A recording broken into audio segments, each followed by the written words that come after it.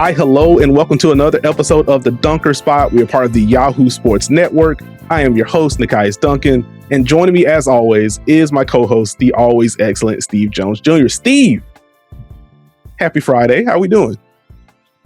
Feeling good, feeling great. Happy to be here, excited to be here. Thank you, Dunkers, for once again embracing your bounce, ready to talk some hoops. We are going to talk plenty of hoops, and we are getting into some hoops talk in the Dunker Spot mailbag. So a quick thank you to everyone who sent in questions. And as usual, if you ever have basketball thoughts or any general thoughts, you can always email us at dunkerspot@yahoo.com. We will get to them. We have a mailbag episode planned for you today. This was just going to be a full-blown mailbag episode and flowing into Unrivaled to cap things off. But then Cade Cunningham was incredibly rude to the New York Knicks once again, as it's a 3-0 record in the Cade games against New York so far this year. He has been absurd in pretty much all of them. And last night, he drops 42 points, 12 of 23 inside the arc, 5-11 from 3, only 3 free throw attempts, all of them made in this game, 8 boards, 13 assists, as the Pistons once again took care of business, once again established themselves as the best team in the Eastern Conference. And as we mentioned on the last pod, in terms of the winning percentage, they have the best record in the NBA, Steve. And funny enough, we got a mailback question about Cade, so it felt appropriate to start off with this one from one of our longtime dunkers, Matt. Says, hi, Steve and Nekias. Big fan, been listening since 2014. I have 2 questions. Is Cade Cunningham the best player in the league? And considering the answer to the first question is yes, how wide is the gap? Now, while I appreciate the question, this is a very good bit. I can't personally get to Cade Cunningham is the best player in the league. I will say, I don't want to do the thing like Cade hasn't gotten attention, because he has. The Pistons have gotten attention. Like, I think there's still room to talk more about what the Pistons have done and what Cade in particular is doing, hence us starting the show with Cade Cunningham. It did make me think a little bit deeper about what his MVP case is. He's also coming off of, I think, the GQ interview, where he was very clear about, hey, I feel like I'm the best American player in the league. Like, I feel like I'm one of the best players in the league, period. There's some guys that y'all think are better than me that aren't. We got some bars within that article. I guess on a general note, Steve, like, how have you absorbed this Cade Cunningham season, and like, where does he rank for you in terms of the top players in the league right now? Well, I mean, Cade Cunningham has been very, very good this entire season. He's been very big reason why the Detroit Pistons are where they are. And I think you have to look at his offensive growth. I think it's easy to look at certain numbers and maybe be like, oh, efficiency, but I don't think that tells the whole story. Detroit isn't where they are without Cade Cunningham being a consistent engine for them offensively. And the type of shots that he can create on his own, the way he can operate within space, and the growth that he's had playmaking-wise, as far as being able to see how defenses are treating him, to make the right reads, to make the right plays. Well, defenses have thrown at him haven't phased him. You know, we've seen teams try and double. We've seen teams try and switch. We've seen teams try and put length and size on him. You know, he's been able to get downhill and kind of control the game in his own way. He can get to his step back when he wants to. He's not afraid to put his head down and get to the paint and drive and finish. And that's just been a blend for teams that have been hard. It's been hard to deal with. And so if you look at a Detroit team where it's like, oh, they can't shoot, they can't do this. Who stopped Cade Cunningham? And I think sometimes you forget like the role of a lead scorer sometimes means I have to still find a way to get the ball in the basket. And sometimes that takes 34 shots to get 42 points, you know?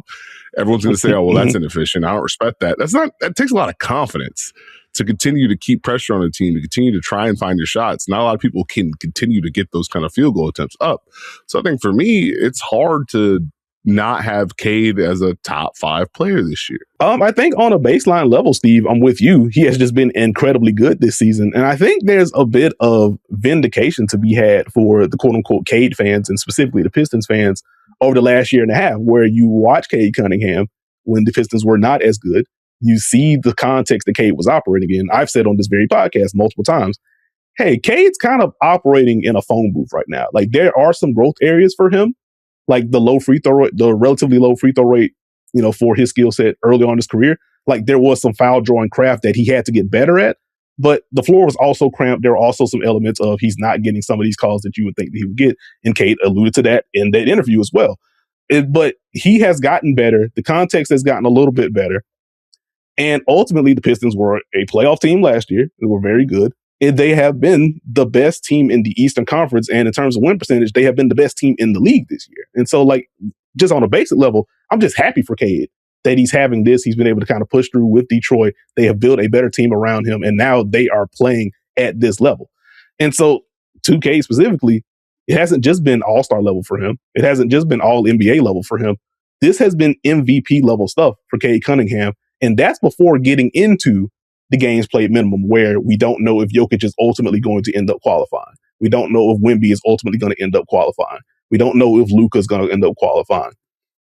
Giannis is already out, and the Bucks are down in the standings anyway. Like, before you even get into some of those cases, and we're keeping an eye on Shai, out for at least another week with the abdominal strain. If he does come back next week, say next Friday against Denver, that means he's missing 4 games in that span. That will put him at 49 games played out of 60 heading into the matchup with Denver. So that's still about 82% of games. So he's still safe on that regard. But if he suffers another one, or if they're more conservative with that, you got to keep an eye on the Shai eligibility. So that opens up the pathway for Cade MVP even more with players dropping, but he has just played that well. The scoring has been there. It's been funny kind of tracking the 3-point shooting, where he's knocking down 37% of his pull-ups, but the catch and shoot numbers have been kind of low. You're just kind of waiting on that to normalize. But even with the pull-up 3 in particular, like, he's taking more of those than the catch and shoot opportunities. That speaks to what his role is, but it also speaks to the level of comfort that he has grown with that shot.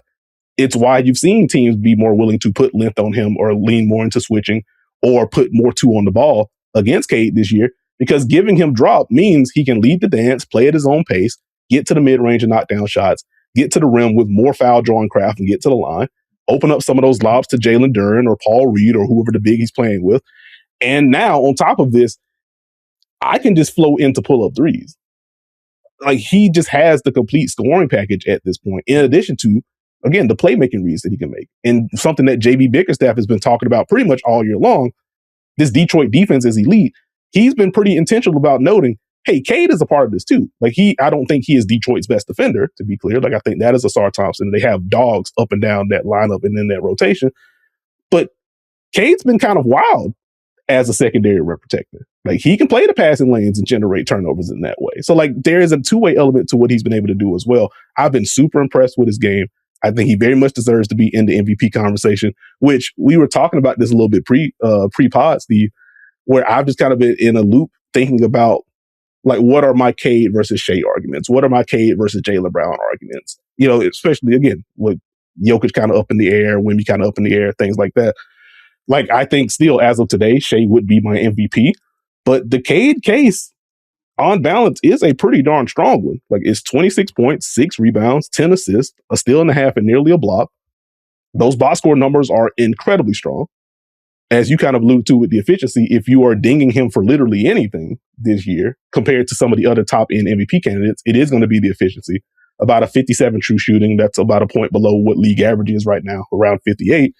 But you factor in what the context is, the defensive coverages that he's seeing, the amount of help that he's seeing on drives, which to that end, Steve, per second spectrum, seeing help on about 84% of his drives. That is third highest among 91 players to log at least 300 drives.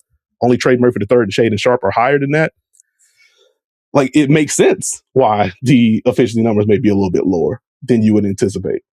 But he still has Detroit here. He's still doing a little bit of everything on both ends of the floor. Like, he has just been incredible this season. And the flashbulb moments for him, we're coming off of a Knicks performance where he just had 40. He's continued to build these moments. And so, like, there are a lot of things pointing to, hey, Cade deserves to be even more in the conversation that we're giving him credit for. Yep. Just a firm. Yeah. I respect it. No, I've just, this Cade season has been really fun. I think even to the underlying stuff, Pistons about 11 points per nearly plus 11 per 100 possessions with Cade on the floor. Like, that is MVP level stuff for him. You look at some of the play type data for him, is over 1.2 points per possession on post-ups, is over 1.1 points per possession on ISOs, nearly 1.1 points per possession on drives, and that's with seeing the amount of help that he's seeing on these drives. Again, thriving within this kind of context is insane. So I can't get to best player in the league, but legitimate MVP candidate should be on your All-NBA first team pretty firmly. And if we get any kind of, like, games minutes gap between him and Shai, or if Shai becomes ineligible, like, I think the door is wide open for a Cade MVP. Like, I wouldn't sneeze at that at this rate. He's been incredible. So wanted to start there with that. Steve, I would like to apologize in advance. We do have a little bit more tanking commentary. As Shams Charania of ESPN Why? I can't believe y'all did this for an entire week. Why are we doing this? What is this? No more mailbags. If there's no more mailbags, there's a tanking question. What is this? No more. Put my foot down. Well, Steve is putting his foot down. Unfortunately, I think this is more so triggered by the reporting that we got from ESPN of Shams Charania that Adam Silver informed all 30 GMs that anti-tanking rule changes are coming as soon as next year. Among the ideas that have been discussed, per the Shams report, first round picks can only be protected top 4 or top 14 plus. I would imagine the plus means like if there is any kind of changing to who's invited into the draft lottery that extends the play-in teams, then you'd be looking at like 16 or 18 instead of the 14. Either way, you're looking at top 4 protections or just lottery protections. That's something that's been discussed. Would you like that shift if they make that one? No. Okay. Next one, lottery odds being frozen at the trade deadline or a later date to try to curb some of the late season. We're not playing these guys, et cetera, et cetera. Yeah, a mystery date where the season ends. That's a brilliant idea. It won't definitely cannibalize the start of the year. 2 thumbs up on that one. Okay, let's see how Steve feels about that one. All right. No longer allowing a team to pick top 4 in consecutive years and or after consecutive bottom 3 finishes. Okay, fair enough. Teams can't pick top 4 the year after making the conference finals. Like that very much feels like a Dallas Mavericks / Indiana Pacers bit, which I understand the spirit of that change if it happens. It is just kind of funny that the 2 examples that we've seen recently is like the Mavericks come off the finals, they trade Luka Doncic, and then jump in the lottery to get Cooper Flag. Like, I don't know if you can really predict that kind of thing. And with the Indiana Pacers, their best player tore his Achilles, and they've dealt with an ungodly amount of injuries. Like the great Caitlin Cooper has been talking about this pretty much all year long. Also just had like a great thread about this yesterday, where it's like, why are we punishing a situation like the Pacers where like they haven't tried to lose? They lost Tyrese. They lose Miles Turner in free agency. We had a portion of the season very early on where literally their entire guard rotation was out at the same time. Like, they shouldn't be punished for that. But I also understand the logic of, well, we can't have the 1-year dip to where a team that was just in the finals adds a top 3 prospect potentially. And which means that top 3 prospect isn't going to a legitimate bad team. Like, I get it. I don't like that. I understand the logic, but I don't like that one. Lottery odds allocated based on 2-year records. Like, that feels very WNBA coded. That's a similar system that they have there. Like, I would hear that one out at the very least. Lottery extended to include all play-in teams, which again gets into that top 14 plus in terms of the pick protections, if that is a thing that happens, and flattening the odds for all lottery teams. I get it. I think part of the reason why we're having this level of tanking, aside from like this draft class projects to be incredibly good, is because the odds are flattened. And I think this is 2 or 3 straight years where the team with the worst record in the league has just kind of slid to 4th or 5th in the lottery because the team's jumping with the lottery odds already kind of being flattened at the top. Like, if you flatten that even more, that gets kind of hazy. Again, I understand the logic of doing that, but I don't know if I love that one either. Like, does literally anything on this list intrigue you at all for potential, maybe not a fix, but these things up? Okay. Fair enough. So we will see. Some teams are just bad. Yeah. And then you try and be good again. Like, we were looking at a season where Detroit has turned things around. You remember where they were at. San Antonio turned things around. They got lottery luck. Indiana's not supposed to be here. We've done this before. I can't believe we're still here in 2026. That's all I'm gonna say. No, I think that's fair. Like, I think there's only so much you can do from a rule perspective in general. Because I think to your point, there are teams that are just bad. And I think as long as the landscape is what it is, with the aprons, with what free agency has turned into because of how all these extensions are happening, like, I think you are just kind of running out of avenues to quickly turn your team around outside of landing a prospect that takes you there. And so as long as that remains not just your best, but becoming one of your only options to flip, teams in those situations, teams that are bad or teams that are in the middle that need to get bad, they're going to try to find ways to get into the lottery. So, like, I understand why the league is saying, well, it can't be what it is right now, where we were coming off of 2 teams being fined and some of the late game hijinks and stuff like that. I understand from the league perspective. Teams just want to, like, nobody wants to be at the bottom for 4 straight years or 5 straight years. Like, the Kings did not want to be what the Kings were. You know what I mean? So, like, I don't know how much you can actually do. Like, I'm intrigued by, like, the pick protection bit at the very least. But aside from that, like, I don't know if you can rule change your way out of this when this is kind of the team building reality that we're in right now. So we will see. But related to that, we have gotten 2 mailbag questions about potential fixes. Wanted to get to those before we get into the other round of fun questions. This one coming from Judge, who says, "Hey fellas, thank you as always for your time, Nekias and Steve, and for the best and most informative hoop show there is. Thank you. I've got an idea to fix tanking and wanted to hear your guys' thoughts on it for the next mailbag. To fix tanking in the league, what if they had a tournament at the end of the season for all of the lottery teams to compete for the number 1 pick? I think you could fix tanking and schedule fatigue, help playoff minutes, and incentivize winning all in one fell swoop with a lottery tournament." Some of the reasons listed.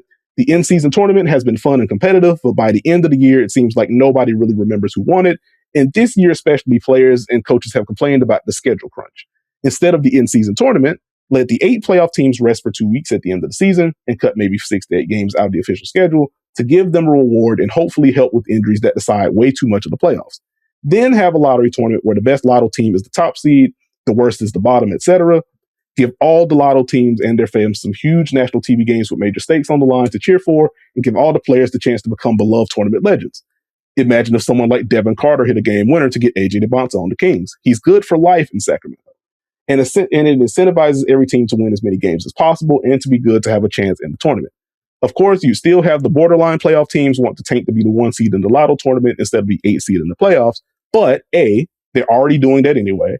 And B, you could limit the tank fest at the end of the year from 15 plus teams, hopefully down to 3 or 4. And of course, you can provide more substantial bonuses for the 8 playoff teams, maybe in the form of cap relief or cash bonuses. Anyway, I think this is a radical idea, but it could be great and would love to hear your guys' thoughts on it. Thank you for your time. So I think for me, a lot of people kind of floated out, what if we had some sort of tournament to kind of earn your way to the top pick? So, like, I'm not mad at that as a concept. I think the Kings example had me in a loop for like 10 minutes, if I would have peeled the curtain back a little bit. Because on one hand, my initial thought was like, what incentive would, obviously I don't think any players are going to like tank the tournament or anything like that. But if you're just talking about extra incentive to really make the tournament what it could be from an entertainment standpoint and from a competitive standpoint, if I'm DeMar DeRozan, it's just like, well, what am I doing? Like, what does this mean for me exactly? Like, the Devin Carter point, I don't think it's incorrect because I think every fan base has like their cult heroes that have done something or had a stretch of play or whatever that has made them beloved for years beyond like what they've actually did with their team.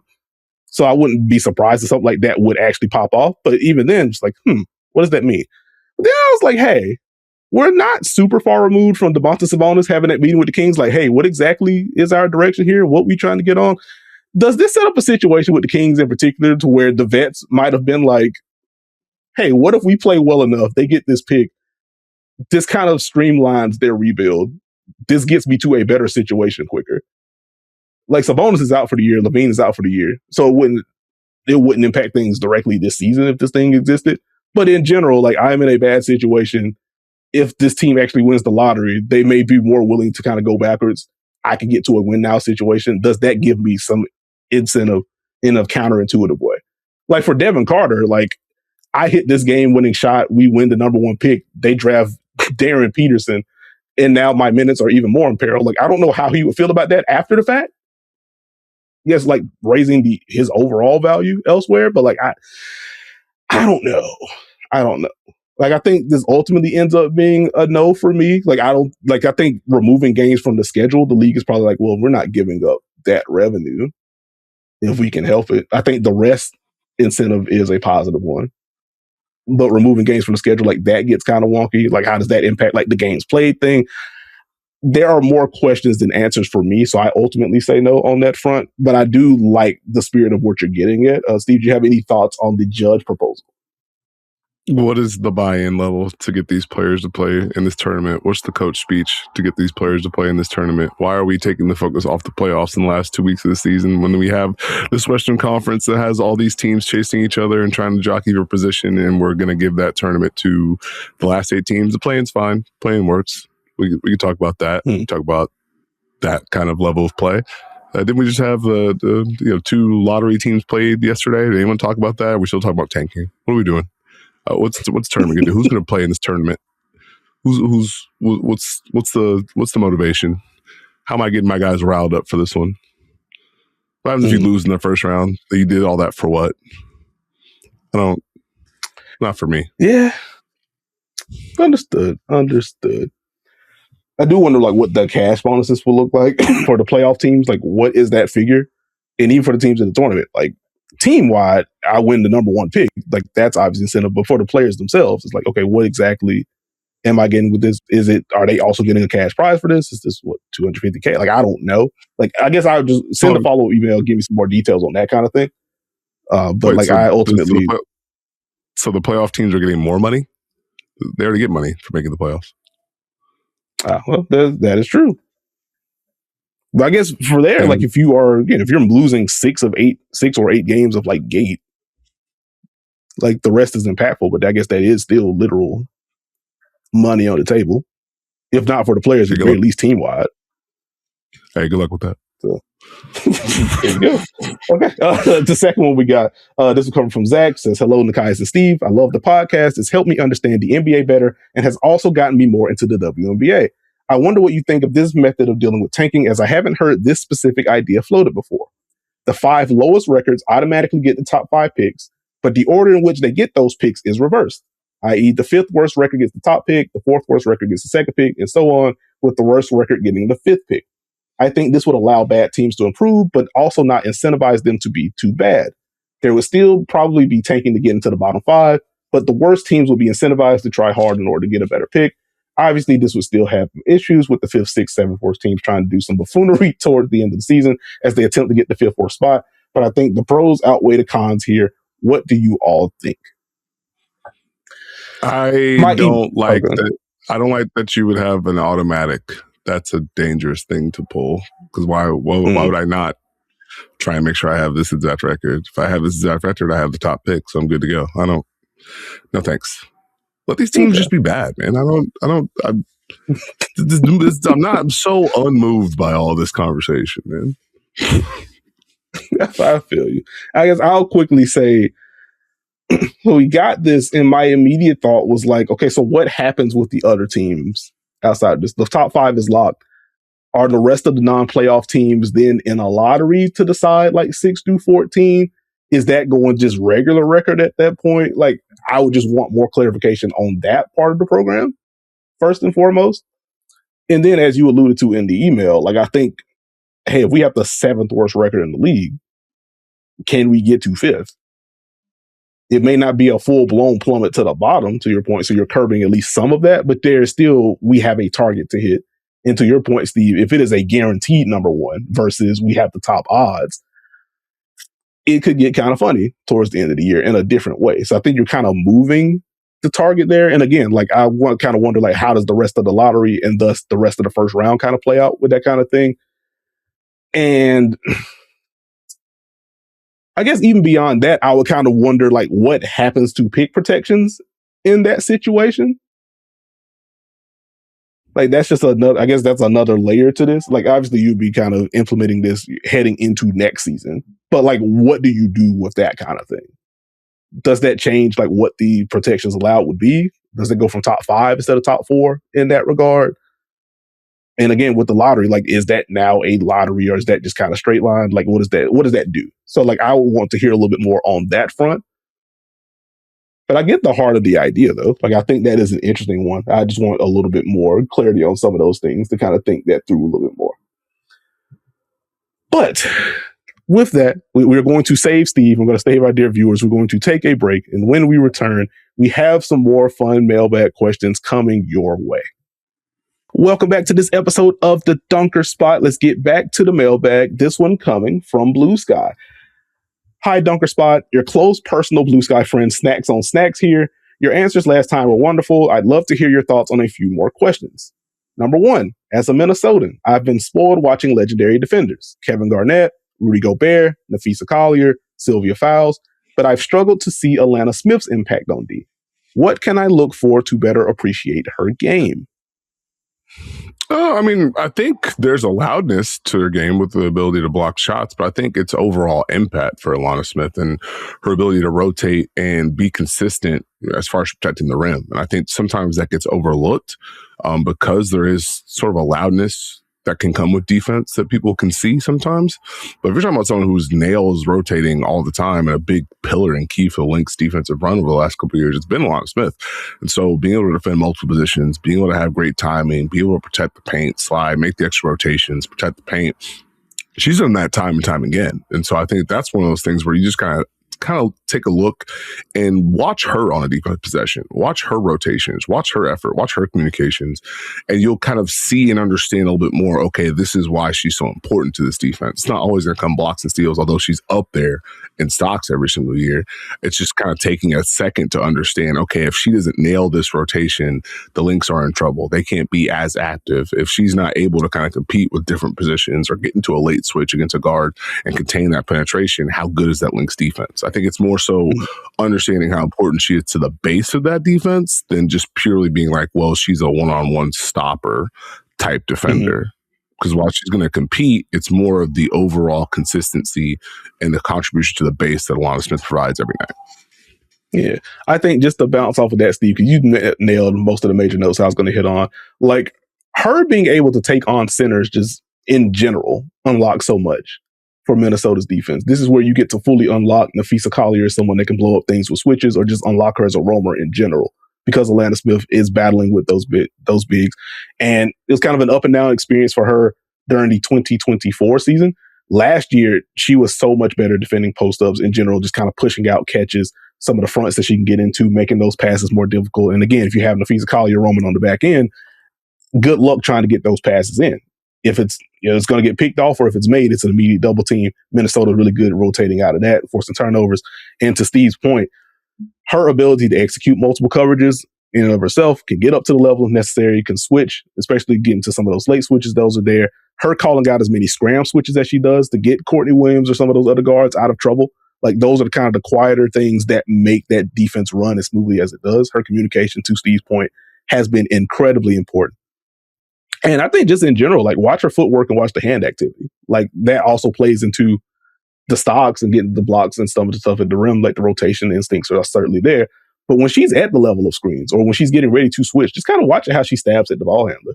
Let me disrupt your rhythm before you try to set up this attack. And again, Minnesota behind her can kind of fill gaps. We can poke at things. We can shrink the floor behind that and things like that. And Alanna Smith, I think, has done a good job of holding up her end of the bargain in general in space.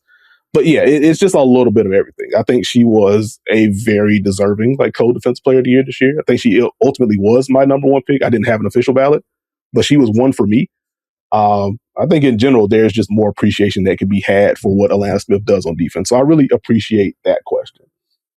To the second one, what are ways defenses try to get Deni Avdija or other one-hand dominant players off of his right hand or his dominant hand? What kind of counters does Portland deploy to get him free to drive right? This was another one that kind of force them left. That's just it. But I guarantee that, guys, you enjoyed this question. So what do you got, buddy? Oh man, I think for me, well, to Steve's point, like, hey, if this player wants to get to the left all the time, wants to get to the right all the time, we're going to try to shade you to the opposite hand. Like, I think this is where you've seen, looking at some of the coverage stats for Deni, like, teams are icing him more than they did last year. I think it was 90 reps of ice coverage that he saw last season. He's already at 101, and we're just hitting the post All-Star break number.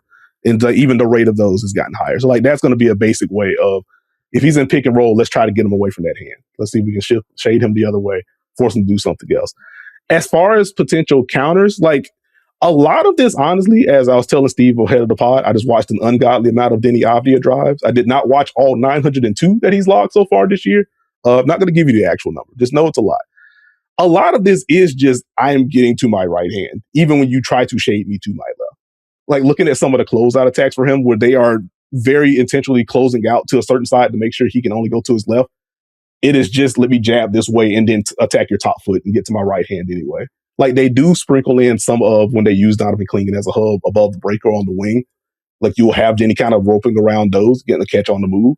Or when some of the other players are driving, I think Deni is quietly, not a great shooter, but he is someone that is intentional about, I am relocating, I'm respacing, I'm catching the ball on the move, which makes it a little bit easier for him to get to that right-hand attack off of those kind of situations. So you have that kind of stuff.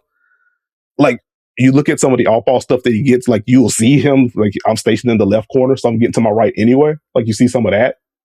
You'll see some of the pick and roll rejects for him. But, like, I don't feel like it's been a major, we are scheming all of this to make sure he gets to his right. Like, a lot of this is just Deni being determined to get to the right hand no matter what the game plan is. And you listen to some of the post-game pressers for teams facing Portland on good Deni nights. It's like, well, the game plan was this. He just got there anyway. There are some aspects of we did not execute our game plan, but Deni has really forced the issue. And I think when teams being super locked in on let's force them to this way, that alters what your body positioning is. And because Deni has gotten so good at reading body positioning and generating contact and getting to the free throw line, you're kind of in a catch-22. You want to take away the dominant hand, but in order to do that, you're positioning yourself in a way that opens up more foul drawing opportunities for him. And you don't want to end up in the bonus or have your best defenders in foul trouble. It's just kind of tough to deal with.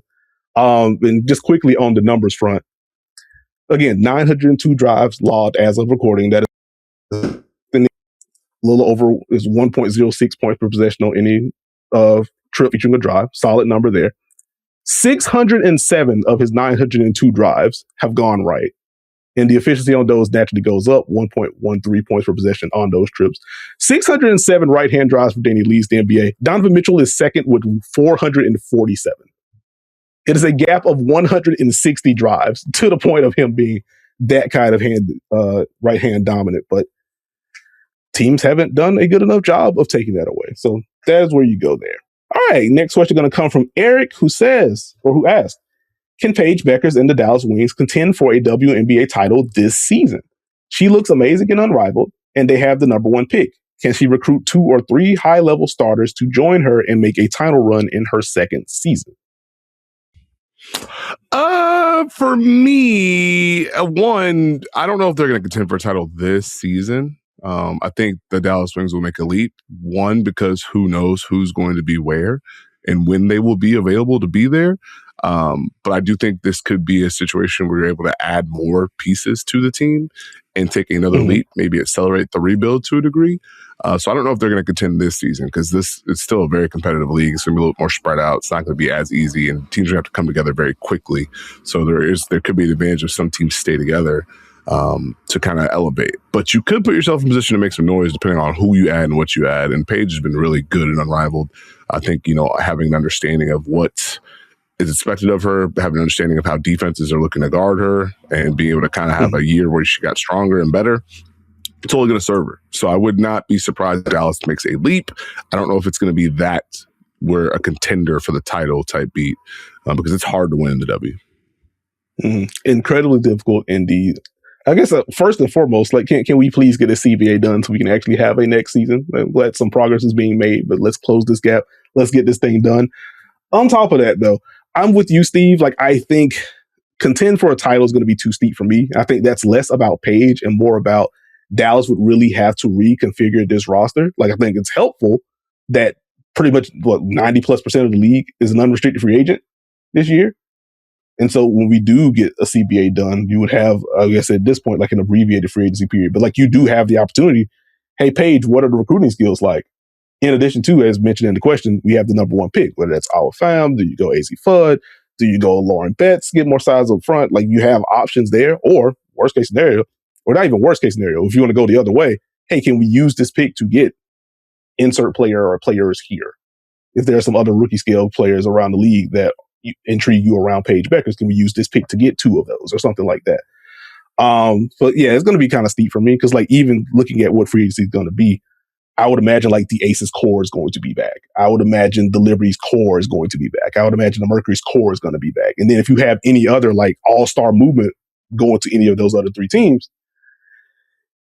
can add Atlanta to the mix where they had multiple all-stars. Like if another star says, actually, I'm going to one of those four, that makes it even more difficult for Dallas to contend with those teams, in addition to adding more talent into the room for them. So I think next year is a little bit too steep. I do think it's a testament to how good Paige was in her rookie season, how good she has been in Unrivaled, to your point. Obviously a different context, but 24.5 points for her. That is third in Unrivaled. 6.3 assists. That is second. She'll obviously rack up stocks defensively.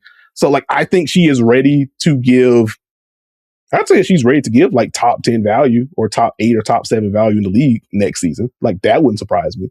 Or an all W first team, run next season wouldn't surprise me. That she obviously has to get there, but her talent level is that high. I think building around her is going to take a little bit more time. So can't get the contention yet, but I do think Dallas is going to be in a better spot next season. So I appreciate that question, Eric.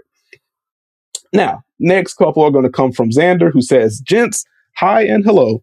After watching hoops over the All-Star weekend, it got me thinking about bucket getters and shooters. So I have a couple of questions for you both. Number one, who would you pick as a one-on-one shot maker? Kawhi Leonard or Chelsea Gray? This is a very tough one for me because when Kawhi does what Kawhi does, it's very tough to stop. That Chelsea Gray playoff run is still burned in my brain, and what Chelsea Gray did to the Storm and the entire league by making every single shot known to man, woman, and everyone else in between. So I'm going to go with Chelsea Gray because talk about get to your spot, get it up, and it just does not matter what your contest is. There's really not much you can do with it. Now, Kawhi, it's going to be like a step back, a fade. You know how that shot's going to look. Chelsea, it's just there's an arc to it. There's I'm hitting you and it goes up. There's a fadeaway. Like, I don't know. It's Chelsea Gray for me still. Yeah. Like, I think this is, to your point, is a tough question. I think it's a fun question overall. And it's especially a fun question to ask right now with Kawhi Leonard in the midst of what is arguably the best scoring stretch of his career. And I think what makes this closer now with Kawhi in particular is that Kawhi has become a lot more willing to not only take threes, but take threes off the bounce. Because my initial thought was I'd probably go Chelsea because you have the mid-range scoring, and she will also bomb you away with pull-up threes or step-back threes on top of this. The fact that Kawhi is now also doing this with volume and efficiency is like, ooh, what do you do with this? I probably also lean Chelsea, but it's a lot closer now with Kawhi taking threes to this degree. Like there is just obviously, comparable side, doing like the size comparisons compared to their own leagues. Like, I think Kawhi does have, like, the higher release point, things like that. And, like, kind of wonder, like, the rim pressure in general, he has the edge there. The mid-range and the three-point shot making, I would probably still lean Chelsea if we're just talking about, like, the peak versions of themselves in general. So I lean Chelsea. And just quickly to your point, Steve, the 22 playoff run is what you were talking about with Chelsea Gray. 21.7 points per game. 65.5% on twos. 54.4% from three on 5.7 attempts during that run. It was legitimately one of the most insane things I have ever seen in any round of basketball. So, great question. We both end up leaning Chelsea there.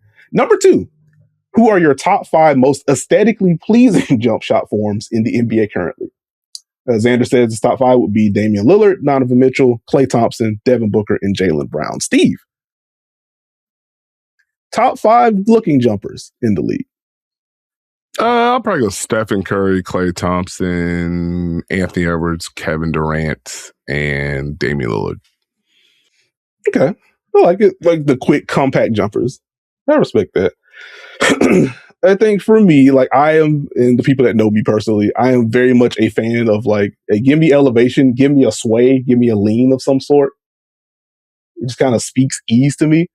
And so because of that, like there are like moderate to like below average shooters that have forms that I like. Like I am a big fan of Stephon Castle's jumper, even though it does not go in enough right now. Like I was a fan of Andre Iguodala's jumper, even though it didn't go in enough because I just like the sway and the lean of it. So like that, just if we're talking aesthetics, like those are the types of jumpers that I prefer. So like in the league right now, like Tim Hardaway Jr., quick with a sway. MPJ, a lot of elevation, also has the sway. Zach LaVine, a little bit more compact, but also has kind of the sway to it. Stephon Castle, as I mentioned. Devin Vassell, like, has the sway plus the super high release point on top of that. And so, like, I love his jumper, especially when he's taking those off the move, when he's coming off of those pin downs, off of those curls in San Antonio. So I love all of those. Honorable mentions for me, Isaiah Joe, because naturally. DeMar DeRozan. the shot profile always kind of gets me, but the actual jumper itself is a nice one. That is also the jumper base that I use on 2K. So thank you, DeBar, for that.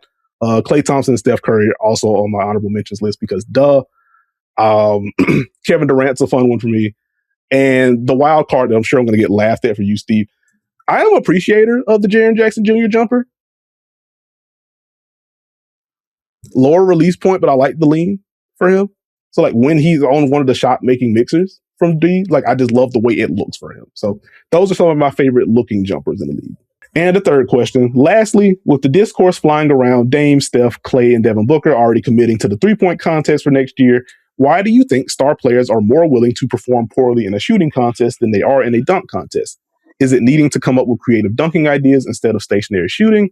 Cheers from Australia. So thank you for the trio of questions, and yes, thank you for the questions. I think for me, I would just say it's probably easier to erase a bad 3-point shooting night in a contest than a bad dunk contest night. I mean, if you think about it, if I'm a good 3-point shooter, I'm going to shoot well from 3. I can do that in the regular season. I can make shots in the playoffs. It's not going to take away my reputation as a shot maker. You may be more likely to remember what, for example, John Collins did in the dunk contest than the last John Collins dunk that he's had. You know, you made that if you have a bad dunk contest moment, that's going to stick in a way that it won't for a 3-point contest. Now, there's a whole generation that doesn't remember Michael Jordan ever competed in a 3-point contest, but it happened. So, I mean, I just think if you are a shooter, it's more like, even we heard it live. Reggie and Jamal were like, "Oh, it just didn't have it tonight." Doesn't mean they can't shoot. It just means they didn't do well in that. There's a stationary element, that's different than just pure shooting. Like you can get away with it more than a dunk contest. So that's my thought. Okay. Shout out to John Collins, one of the most efficient post scorers in the league this year. So that's been a fun one. So I was looking up the Cade stats earlier. His name popped there. But to the question itself, like I do think, to Steve's point, like the context is just different. I think the memory factor there is a little bit different. And like even with a 3-point contest, the best shooters in the league, you think you're knocking down 40% of your three. Like the best shooters inherently mean you are missing 60% of the time. It's like if you miss shots, like it just kind of baked in. With dunks, like there is just the overall bar that we've seen from past contests. You get to the MJ and Dominique stuff, you get Vince Carter in 2000, you get the Levine, Aaron Gordon, you get the Derrick Jones. Like the bar is so much higher for the dunk contest, and just by what the nature of the event is, that if you do poorly, to Steve's point, like we will remember those. I guess on the flip side of that, like even if you don't win the contest, if you do a memorable enough dunk, like we will remember those as well. Like I think we are still collectively talking about what Aaron Gordon did in that contest and ultimately didn't get it done in his back and forth with Zach LaVine. But like, yeah, I think the bar is higher and thus the stakes are higher, and thus if you don't perform well, we are going to remember what that looks like. Or if there's a dunk where it's like, hey, what exactly was this? That's going to be a little bit more memorable than like I will remember like Bobby Portis had 15 in his first round. Like I'm probably not going to remember that next year when we talk about all-star preview stuff until I look that up again. You know what I mean? So I think it is just a little bit different on that front. But thank you, Xander, and cheers to Australia. Now, next one coming from Brandon, who says, "Hey guys, I have another thought regarding the whole face of the league narrative. I'm sure both of you would agree with me in that we simply should just appreciate all the talents that we have in the league today and what they bring to the table. Yes. However, I think being the face of the league is something that happens organically by winning consistently, hence Steph and LeBron. But with the new constraints on team building and inability to keep a team together, I think the increase in parity has affected the opportunity for one team or player to leave their mark and therefore become the face of the league. What are your thoughts?" Like, I would say generally, like, I think I agree with that. Like, I haven't thought, that hasn't been top of mind for me as a reason. For me, it's generally just been like, I think it is just harder to win today. And I think because players are a lot more accessible, because the social environment is what it is, I feel like fan support, and I don't even think this is inherently a bad thing, I think fan support is just a little bit more spread out right now. But I think to the team building portion and thus the winning portion, I do think that's why it's not as easy to get to, like LeBron won 4 across different teams, but like LeBron has his own institution and he wins 4 or 5. Kobe wins 5. Duncan wins 5. MJ wins 6. Like you don't have that kind of championship mystique to the same level because it is difficult to kind of stack those kind of dynasties that raises that entire profile there. So, like, I think that's a good point to bring up, like something I want to chew on a little bit more. But I think that's a fair thing to bring up. Like, I think it's more difficult for that to happen in that way. I think becoming the face is still an organic ordeal, but like the parameters around doing that are a little bit different than they were like 10 years ago. I mean, I think 7 different champions in 7 years. I think it's hard with that kind of parity and with how accessible basketball is to a lot more people these days, to have one singular face that's going to dominate. I think it's just going to be a rotating wheel, especially with the way that the players are discussed and built up and broken down, and player movement and team movement. I don't know if you're going to get to one singular dominant force that is just the face of the league. I think you're going to have multiple, which I don't think is a bad thing. I think there's a larger path for more players to be seen and heard these days. So you can have your Anthony Edwards, you can have your Shea, you can have your Cade Cunningham, you can have Wemby. So I think there's like a more of an orbit they can all exist in, but I don't know if we're going to have that singular force, because I don't think anybody can agree on anything when it comes to that. So yeah, that's where I'm at with it. Yeah, I think quickly today, before we get to the next question, like it was kind of funny at All-Star as Wemby's being asked about being the face of the league, and he just like, I understand where you're going. Like, I'm just trying to be the best version of myself was essentially his answer. And like that kind of thing comes if I perform the way I'm supposed to and my team performs the way it's supposed to. And like, I think we're all well aware of like Anthony Edwards' stance on the bit. Like, hey, y'all got Wemby. I'm good. I don't need this.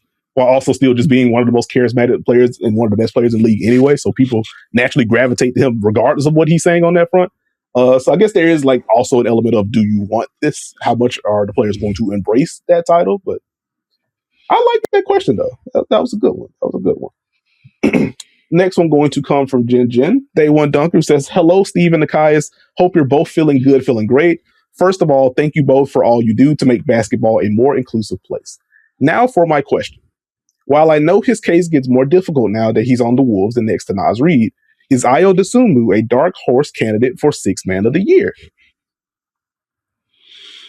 He's going to have to go on a run real quick. He's going to have to go on a real quick run, and Minnesota's going to have to win some games for him to get that. I wouldn't be opposed to it. I think he can have a major impact for Minnesota, but it's going to be tough with Naz Reid existing and a lot of other players on different teams kind of having a head start in some of the impact categories as far as helping their teams win. But I can see it. I would definitely say it out loud if he gets hot. How about you, guys? Okay, I like it. Like, I think, my general thoughts, like, hey, you kind of need to be the best reserve on your team. And so, like, I think you can make an argument that between Ayo and Naz Reid, he is having the better reserve season. Like, I do kind of wonder how the waters get muddied with now them being on the same team. And so Naz has done more as a reserve than Ayo has with Minnesota. Like, I'm just going to have to like parse through that one mentally. But I think just in a vacuum, Ayo has been good enough to be in that discussion. And if you now get the impact boost for Ayo going to a win now situation in Minnesota, those moments are going to be pretty loud for him. And so I think in the minds of voters, especially depending on like how you feel about the Naz Reid defense in particular, and like he did get off to a slow start this year before ramping up and being the Naz Reid that we are more accustomed to. Like, I think there's going to be a pathway for Ayo Dosunmu. Like, I will probably have like some principal arguments by the time we talk about this at the end of the season. But I think Ayo himself has been very good. Just looking at his reserve stats, 38 games, 14.6 points per game on 64 true shooting 43% from three in his games off the bench this year. But 15, 3 and 3 is pretty darn good stuff when you also factor in what he can do defensively. And just, again, narrowing down what the transition impact is, what the off-ball impact is, what his presence means for like Anthony Edwards in Minnesota and things like that. If he's part of closing lineups, that's going to help him. So I could probably get to dark horse candidate. Top 3 or top 4 candidate, like that might get a little dicier. We have some really good cases. Like Steve and I are fresh off of the Spurs Suns broadcast for League Pass. Check that out if you haven't already.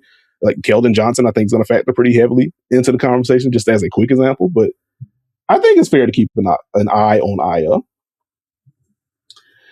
We can now move to the next one. This one coming from Money, who says, Heidi Ho Dunkaroos, long-time listener, first-time emailer. In parentheses, I've always wanted to say that.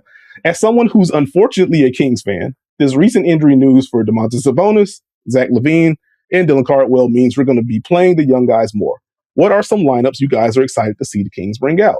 How do you guys see the reintroduction of Keegan Murray with these young cats work out? Is there anything I should look forward to for the rest of the season? Keep up the amazing work. What you got, guys? Oh, hey, listen, I don't mind going first on this one. I think the answer is kind of in the question for me. The fact that the Kings are now, quote unquote, forced to play more of this young talent. We get to see Neek Clifford with the ball in his hands a little bit more. We ideally get to see a little bit more Devin Carter at the very least.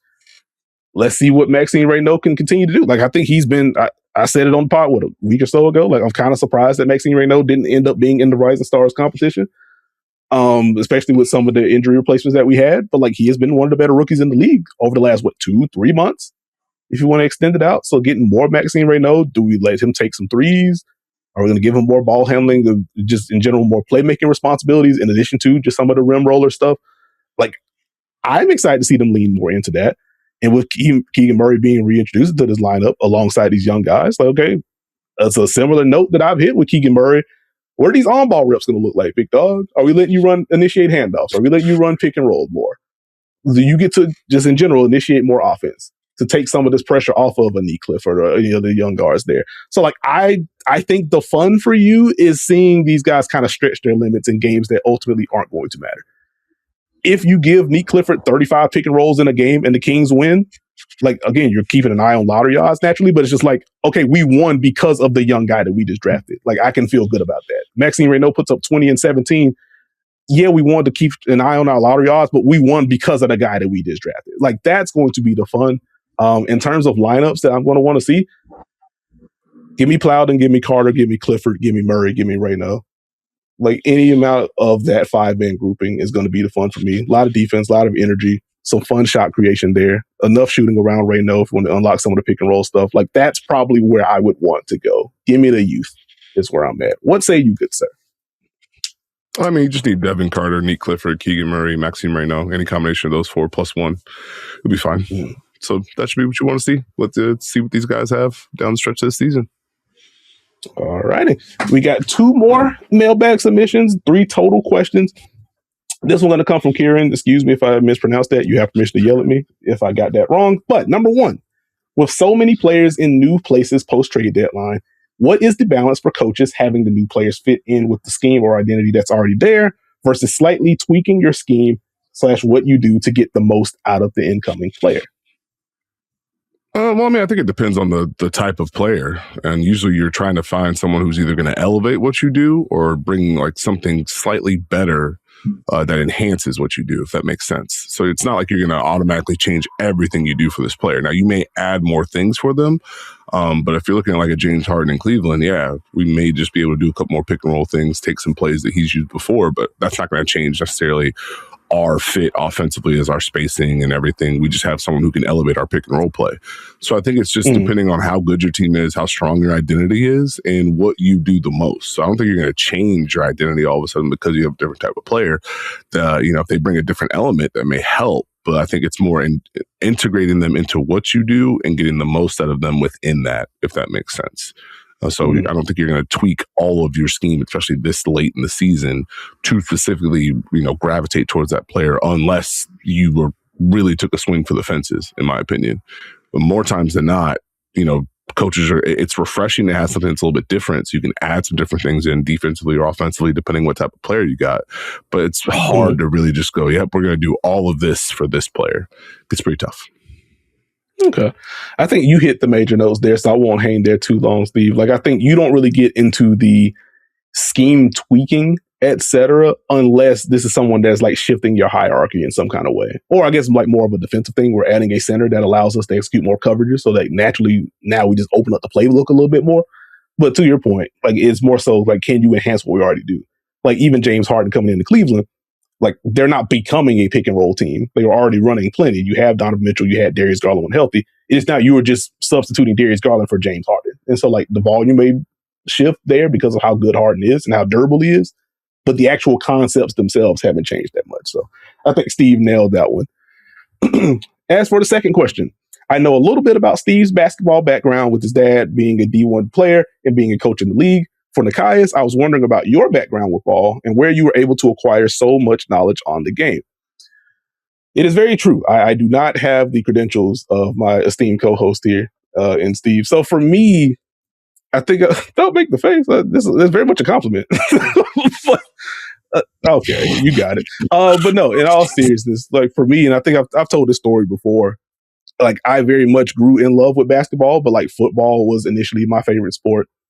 Played that more so growing up. It was like football and NASCAR for me, as my granddad was and still is a pretty big NASCAR fan. Shout out Jeff Gordon, etc. So love for basketball mostly started with my best friend, Glenn Thompson, getting to play hoops with him, rec league stuff, went to school together. And so a lot of my love was fostered there. A lot of love fostered with like the random national basketball games I was able to catch on TV. A whole lot of video game stuff, as I was very much a quiet/introverted kid. So NBA Live was a big part of my life growing up. And so just kind of losing myself in the dynasty mode there. And so that's where a lot of the team building interest came for me, and just in general, like having to kind of analyze within that lens. I think that kind of helped unlock how I wanted to approach basketball. Like, okay, why exactly is this team good? How can we make this team good? Why are these players good? That kind of thing. I think that's where some of the early love came from. And then from there, like, again, playing a little rec, naturally just hooping a bunch, pick up and stuff like that, getting to watch more, getting to learn more. This is where it sparked the initial, like, helping run NBA Talk, a Facebook page. So, like, breaking down free agency acquisitions and, like, getting into the analysis on that front. So that part kind of leaned in. As far as learning, a bunch of reading and then eventually a whole bunch of podcast stuff. And so a lot of Zach Lowe, a lot of Chris Herring, eventually coming across Steve, Caitlin Cooper. And so just kind of finding anyone that was getting into any kind of scheme thing. It's like kind of downloading that into the memory bank. And so naturally, once the pods kind of accompanied that, it's like, okay, well, let me listen to these and get more of like a broader perspective. And so that combined with watching and covering a bunch of Miami Heat basketball in general, I was able to kind of go from Heat analysis to NBA analysis, and thus with the basketball concepts that I learned from so many of these other great minds, that transitions into W analysis. And like, I've just kind of been able to build the knowledge bank from there. So like naturally, as I get more into media and getting credentialed, now I can actually ask players questions. I can ask coaches questions. That also adds to the knowledge bank. So all started with rec stuff plus video games, honestly. And it's kind of snowballed from there over the last, 20 plus years of my life. And that's how we got there. There we go. I love the Steve. I love the face here from Steve.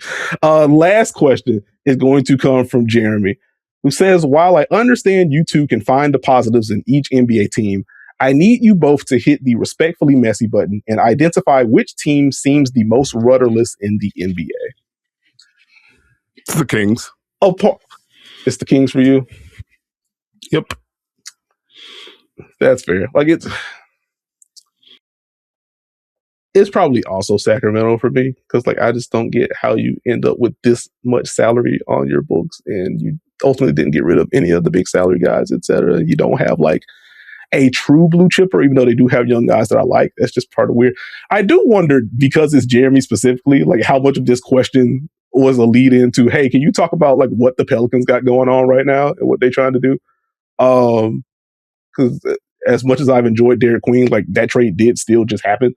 But it's probably the Kings until further notice. Like they have to bend that. I was very tempted to turn this into yet another Heat rant, but I've already done that, and I don't think that would be fair to them if we're talking league-wide stuff. I am still frustrated with their overall direction.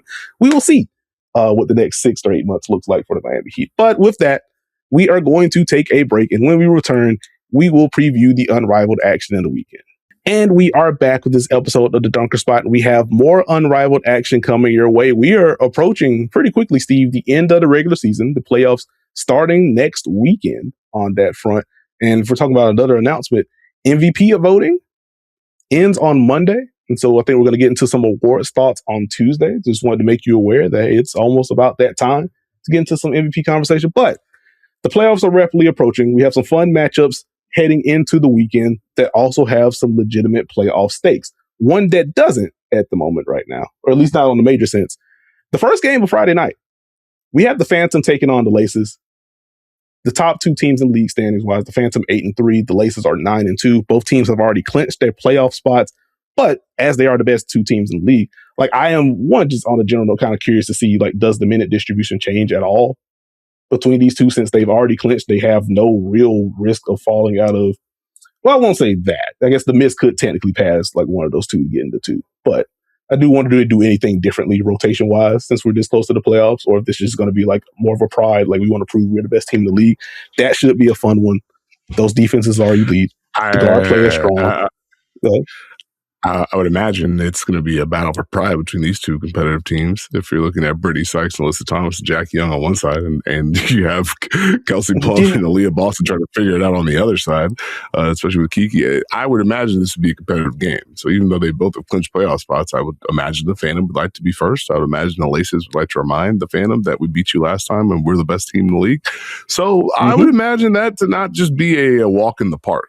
Especially with both the teams kind of having the runs they've had of late. So I'm looking forward to that one. I think that one gets real competitive real quick. I like it. That should be a fun one. And then in the nightcap, Steve, we have Hive BC taking on Rose BC. The Rose still trying to find some rhythm, 5-6 right now. The Hive just outside the playoff picture, I think a game behind the Vinyl right now. But that is the Angel Reese return game, Steve. What are you going to be looking for in this one with Angel in particular? Return of Angel and Chelsea. That's always fun to see them play together. And then how does Angel's defense impact? What do the drives look like? I think we saw a lot of growth from Angel Reese last year in Unrivaled, especially with, I'm going to catch the ball where I want to. I'm going to defend in space. I'm going to find ways to attack in different areas. So what kind of growth will we see there? It'll be interesting to see what the Hive can do. I mean, the Hive's formula has been, we can just kind of bother you for 3 quarters. That 4th quarter, are you ready for, Kelsey Mitchell, you ready for Sonny Citron? They have the size to kind of just bother you over the course of a game and make it tough in the 4th. So can they kind of hit that formula? Because while time is running out, you get a win. You're only a game behind the Rose, and who knows what happens with the Vinyl over the weekend. So this is kind of like your last gasp if you're the Hive and the Lunar Owls this weekend. You kind of make one last push, see if you can get yourself in a different scenario going down the stretch. But for me, it's about the Rose. Does that return elevate them? Can they get right? Can they push themselves back into a strong position come playoff time? Yeah, and I think as we saw last year, like, hey, you can kind of roam around the middle of the standings as long as you're playing your best basketball heading into the postseason. They just made the championship run. Also, Steve, very excited to say this. We get the Azare Stevens revenge game. We got some revenge games happening this weekend, so that should be fun. So we'll see what that looks like. If you talk about the overall size deal, and as I have kind of poked at, like, hey, what exactly is this Rose defense? When it hums, and then they can lean on the shot, make it on the other end, they're very tough. When the defense slips at all, it can get kind of dicey. And so in this matchup, you mentioned Kelsey Mitchell and Sonya Citron. They gotta be able to bring it. Switches got to be tight. And to that end, like, how does Angel impact that? I think I'm right there with you. Should be a fun one. Then we head into Saturday. The Vinyl at 4-7 right now. They're holding on to that 6th seed, but a game ahead of the Hive and the Lunar Owls right now.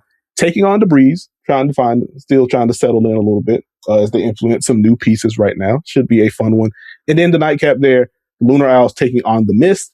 They clinched their playoff spot with the Hive loss on Tuesday, so they are also in on that front. Anything in particular stand out about those two matchups, Steve? The Breeze definitely have lost 2 in a row and need to kind of figure this thing out, because as we've seen them be fun for most of the season, teams starting to get a little bit of a rhythm against, okay, we know where your bigs are going to be at. We can score on you. We're going to make sure the lineups are a little bit unbalanced, and, Paige has been great, but who else is scoring for you? We're going to take the drives away.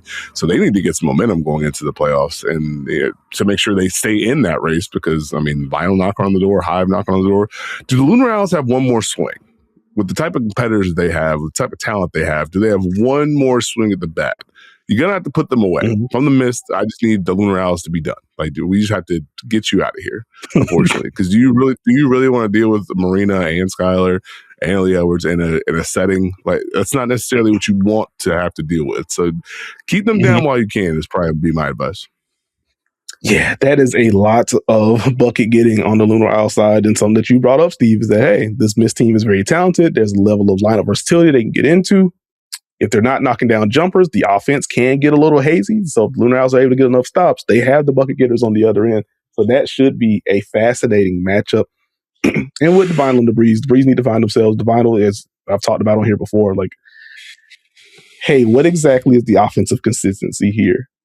And so I just kind of wonder, is this a get right game for the Breeze defensively, to your point, Steve, or are the Vinyl able to kind of tap into some of the cracks of the Breeze defense that we've seen as of late? Are they able to find some stuff and give themselves a little bit more breather room, as, again, they are a game ahead of the Hive and the Lunar Owls? Now, you get into like tiebreaker stuff with the head-to-heads and things like that, but hey, man, they kind of need to win this one, because if they do not, it gets kind of hazy. Then your Sunday games, you have Phantom taking on the Hive, you have Laces taking on the Rose, and then on Monday, you have the Lunar Owls taking on the Vinyl. Again, very much playoff implications there. And you have the Mist taking on the Breeze. Among those four, which one stands out to you, Steve? What are you excited about? I mean, they all stand out to me in different ways. I mean, we talked about it's interesting the Hive and the Rose play each other, then they have to face the top of the league. So whoever wins, I mean, it's going to be tough to get two out of this weekend, but you need to try your best.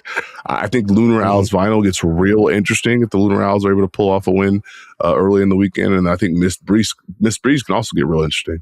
I think it's those two teams need to find momentum, so I'd like to see what they look like after their first games, but I think there's a lot of shuffling that could happen. So I'm keeping an eye on Lunar Owls and Vinyl, depending on the results. And also, can the Rose kind of establish themselves with Angel Reese and say, hey, we get a win and then we beat the Laces. Now look at us, we're back in a position that, you know, people thought had us early in the season. So they all kind of stand out for different reasons. What about you, buddy? Yeah, I think that's fair. Like, I think for me, like, it's kind of peeping. This is a real opportunity for the Lunar Owls. Again, we talked about the offense, the bucket getting from Marina and Skylar and Aaliyah Edwards. Like, I don't think it's out of the realm of possibility that they beat the Mist, especially if it's a game in which the offense is a little bit hazy for them. And if you beat the Vinyl, like, this is where you get right into, wait, are the Vinyl the 7 seed as we get to recording the pod on Tuesday? Like, that's not going to be a position they want to be in heading into the literal final stretch of games and then the playoffs starting shortly after. So I'm just kind of on alert for the Lunar Owls in particular and the Vinyl in particular. So like that matchup is probably top of mind for me in terms of entertainment factor, like Laces Rose.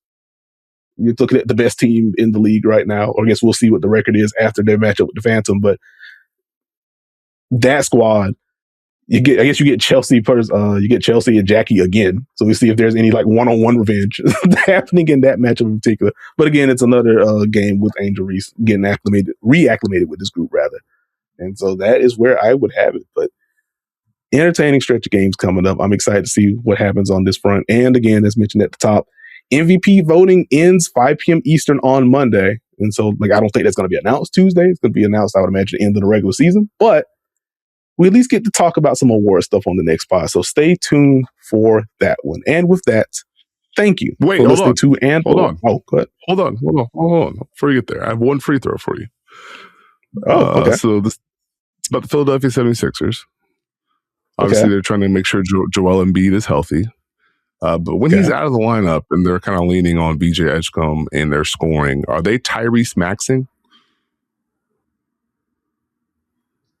Wow. And so like this is layered because I know that you've seen tweets about like possession maxing and 3-point rate maxing and stuff. And I know you don't like that. It's too late. I already said it. Get us out of here. This is shameful from Steve. You know what? Thank you for listening to and or watching this episode of The Dunker Spot. If you haven't already, please subscribe. We're on Apple, Spotify, RIP Google, Stitcher, Podbean, wherever you get your podcasts, you can find us. Subscribe to the Yahoo NBA YouTube channel if you haven't already. You can follow me on socials at Nekias NBA. You can follow Steve on socials at SteveJones20. And with that, we will catch y'all next week. You are unbelievable.